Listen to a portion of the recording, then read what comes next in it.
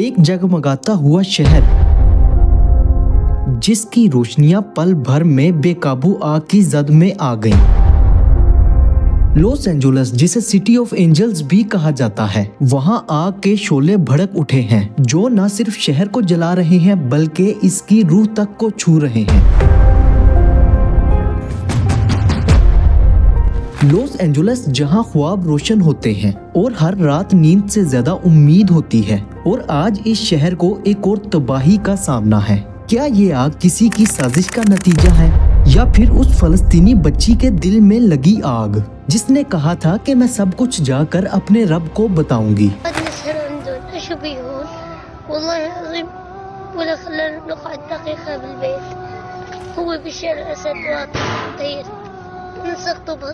और आग को देखकर लगता है कि बच्ची ने रब को सब कुछ बता दिया है। देखते ही देखते लाखों बिल्डिंग्स जलकर राख बन गई, लाखों लोग बेघर हो गए। आग के शोलों को देखकर ऐसा लगता ही नहीं है कि ये किसी की साजिश है, बल्कि इसे देखकर तो ऐसा लगता है कि ये किसी की बददुआ है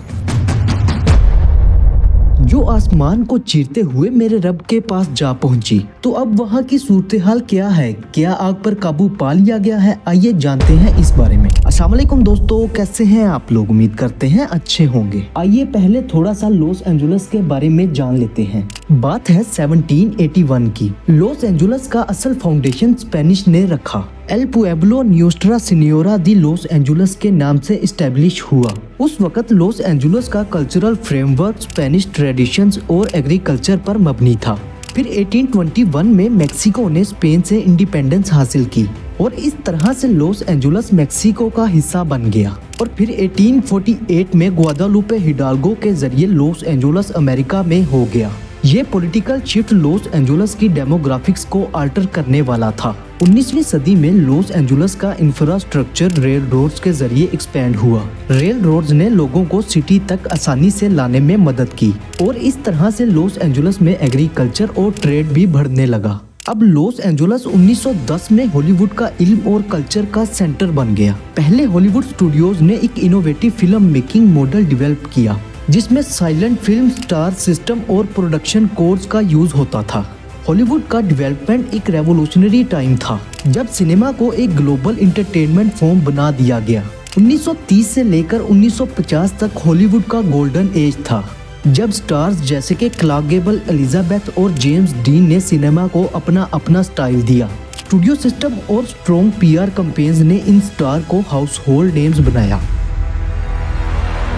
फिर 1960 और 1970 में न्यू हॉलीवुड मूवमेंट का राइज हुआ। इस दौरान डायरेक्टर्स ने एक्सपेरिमेंटल और बाउंड्री पुशिंग फिल्म्स बनाई। ये शिफ्ट हॉलीवुड को एक क्रिएटिव इंडस्ट्री बना गया। लॉस एंजेलिस का कल्चरल मेकअप दुनिया के किसी भी शहर से ज्यादा डाइवर्स है। अमेरिकन, एशियन, अफ्रीकन और यूरोपियन इमिग्रेंट्स की कम्युनिटीज शहर को डिफरेंट कलर्स और फ्लेवर्स देती हैं।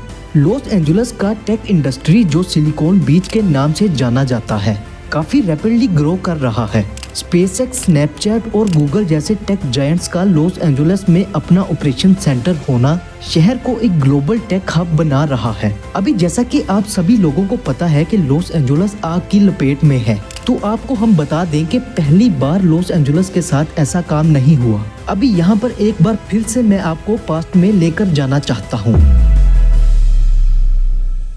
ये बात है 2018 की, जब लॉस एंजेलिस के जंगलों में आग भड़क उठी थी जिसको कैंप फायर का नाम दिया गया था। ये आग एक इलेक्ट्रिकल कंपनी के नाकाम पावर लाइन की वजह से शुरू हुई थी। ये आग तेज हवाओं और खुश्क मौसम की वजह से बहुत जल्द फैल गई। आग ने 1,53,336 एकड़ रकबे को तबाह कर दिया। इसमें हजारों की तादाद में घर और बिल्डिंग जल गईं। इस आग में 85 अफराद हलाक हुए और सैकड़ों लापता हो गए। इसके अलावा 18,000 से ज्यादा मकानात और तजारती इमारतें भी मुकम्मल तौर पर जल गईं। इस आग के नतीजे में तकरीबन 16.5 अरब डॉलर्स का नुकसान हुआ, जिससे ये जंगल की आग अब तक की सबसे महंगी और तबाहकुन आफात में से एक बन गई थी। अब हम फिर से आ जाते हैं 2025 में। लॉस एंजेलिस में एक बार फिर जंगल की आग का आगाज 7 जनवरी 2025 को हुआ। जब इंतहाई खुश्क मौसम और तेज हवाओं ने आग को बेकाबू कर दिया। ये आग उस वक्त फैलने लगी जब किसी नामालूम वजह से एक छोटा सा शोला फटकर जंगल के दरख्तों में लग गया। मौसम की शिद्दत और हवा की तेज रफ्तारी ने आग को ऐसी शिद्दत दी कि चंद घंटों में ये शहर के दीगर हिस्सों तक पहुंच गई। आग की शिद्दत इतनी थी कि वो देखते ही देखते 37,000 एकड़ तक फैल गई, जिसका असर न सिर्फ शहर के इलाके बल्कि मरकजी शहर तक भी पहुंचा। इमरजेंसी सर्विसेज की कोशिशों के बावजूद आग की तेजी से फैलने वाली नोयत ने हुक्काम को अपनी हिकमत अमली को दोबारा तरतीब देने पर मजबूर किया। अब तक इस आग में कम से कम 16 अफराद हलाक हो गए हैं और 13 अफराद अभी तक लापता हैं। इन अफराद की जिंदगियों को बचाने के लिए लाखों डॉलर्स खर्च हुए और हजारों लोग अपनी जान बचाने के लिए अपनी जायदाद तक को छोड़कर यहाँ से निकल गए। ये आग अभी तक 150 अरब डॉलर्स का माली नुकसान पहुँचा चुकी है। पैसिफिक पैलिसेड्स में एक तरफ दरख्तों और घास का जंगल था और दूसरी तरफ वहाँ की फेमस शख्सियात के घर मौजूद थे। इनमें से कई सेलिब्रिटीज के घर तक जल गए। फायर फाइटर्स की बड़ी तादाद और इनकी टीम्स दिन रात आग को बुझाने की कोशिशों में मसरूफ हैं। 12,000 से जायद फायर फाइटर्स, 1100 फायर इंजन, 60 तैयारे और 143 वाटर टैंकर्स इस जंग में शरीक हैं। आग की शिद्दत को देखते हुए एयरफोर्स और नेवी को भी मदद के लिए बुलाया गया है। आग के फैलाव को रोकने में सबसे बड़ी मुश्किल हवा की शिद्दत थी, जो आग को मजीद तेजी से फैलाने का बाइस बनी। अभी आप लोगों के जहन में एक सवाल होगा कि इस आग पर आखिर कितना काबू पाया जा चुका है। मैं आपको बता दूं कि अभी तक 30% तक काबू पाया गया है, लेकिन एक और खतरा अमेरिका की तरफ बहुत तेजी से बढ़ रहा है। महकमा मौसमियात के मुताबिक 1-2 दिन में तेज हवाएं चलना शुरू हो जाएंगी और अगर इससे पहले आग पर काबू ना पाया गया तो कोई भी इमेजिन नहीं कर सकता कि क्या होगा। जहां एक तरफ आधा अमेरिका बर्फ में ढका हुआ है, वहीं दूसरी तरफ आग थमने का नाम नहीं ले रही। तो आज की ये वीडियो यहीं तक थी। उम्मीद करते हैं कि आपको हमारी ये वीडियो पसंद आई होगी। पसंद आने की सूरत में लाइक और सब्सक्राइब करना मत भूलिएगा। शुक्रिया।